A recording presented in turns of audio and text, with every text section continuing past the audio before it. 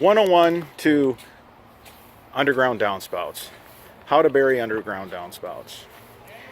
If you have a really short run, as far as a gutter trough, where you're not moving a lot of water, then you're going to want a clean out, where you can just take the cap off, put your hose down there, just clean out a couple times a year. But usually, that's not necessary. You usually have a long enough gutter trough run, you're moving enough water that it really flushes the pipe out nice. Now I got this string flush at the grade. We had a line level on this string. We took it out to the front yard to where the pop-up emitter, where the water is going to be leaving the underground pipe for the downspout, is lower than a foot.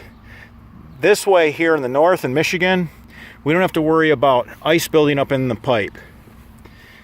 Now the pop-up emitter, why is it called that?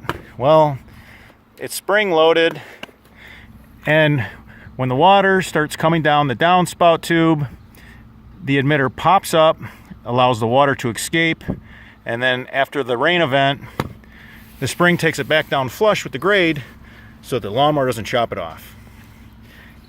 You also want to screw through your SDR pipe into the pop-up emitter so that the water pressure doesn't blow it off, and always drill a few holes so you don't have water collect in the elbow, and that'll also build up as ice in the wintertime.